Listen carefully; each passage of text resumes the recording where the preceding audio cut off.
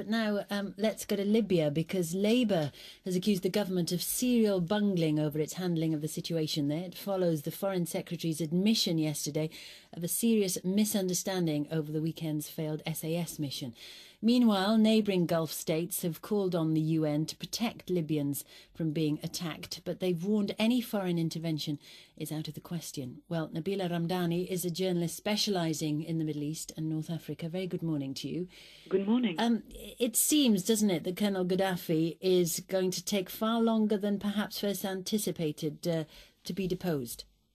Well, there's a quite extraordinary development which is emerging now from Libya. There are reports that Colonel Gaddafi is now trying to strike a deal with the opposition, with the rebels, and he is even considering handing in power to a transitional council of technocrats led by the rebels, and is considering stepping down. But he wants to step down on his own terms, and he would like to be offered guarantees of money, protection of his own assets, and the safety of himself and his family. And the idea behind it would be that he won't be facing a trial in front of an international court for crime against humanity. So that's a quite extraordinary development, considering that yesterday he seemed to have the upper hand. He kept bombing key areas in Libya, and the rebels appeared to be defeated. Rebels who were yesterday telling Western powers to stay out of the clashes and out of the fighting that's going on in Libya are now appealing to the international community to step in. They are clearly asking for help. If indeed this turns out to be a genuine offer, would the rebels go for it? So far, the rebels have completely discarded that option. They are determined to see him tried, not only for the killings that have occurred over the last 2 weeks or so, but also for Gaddafi's appalling track record for human rights. It's very well documented that in the past he resorted to all sorts of tactics to get rid of all form of opposition and suppress any form of dissent. He, for example, a few years ago killed 1,200 people in one go. So the track record for a crime against his own people is well documented, and the rebels are fiercely determined to get him tried in front of an international court of justice. Do we know who's really leading the rebels? Because several countries now have tried to make contact with them. Britain notably has bungled its effort. The Italians are saying they are making good progress. But are they a united front, would you say, or pretty, a disparate group?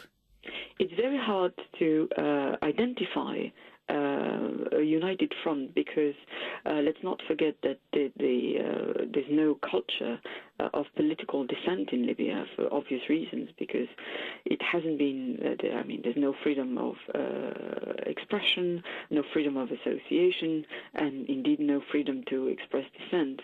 But all the people who were determined to get rid of Gaddafi seem to have united in a very disorganized manner, but in a determined way to get rid of him.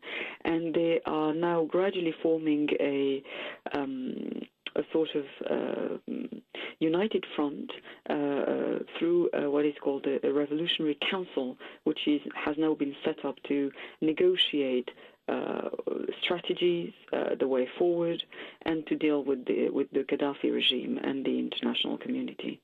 You've interviewed Gaddafi, haven't you, and his son. Do you genuinely think he would give in? I think he wants to give in on his own terms.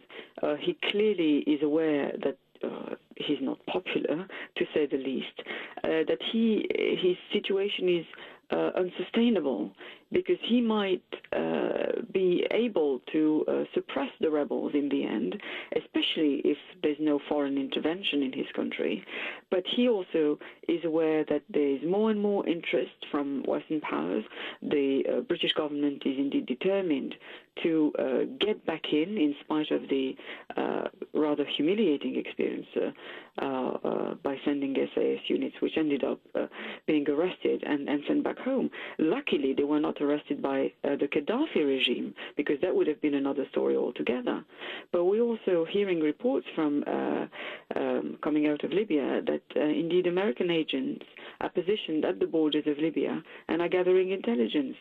And of course, France and Britain are determined to persuade the other three permanent members within the UN Security Council to try to impose a no-fly zone over Libya.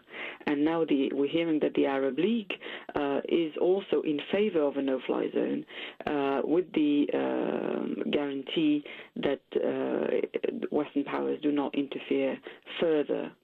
Okay, well, listen, thank you very much for your thoughts this morning. That's Nabila Ramdani.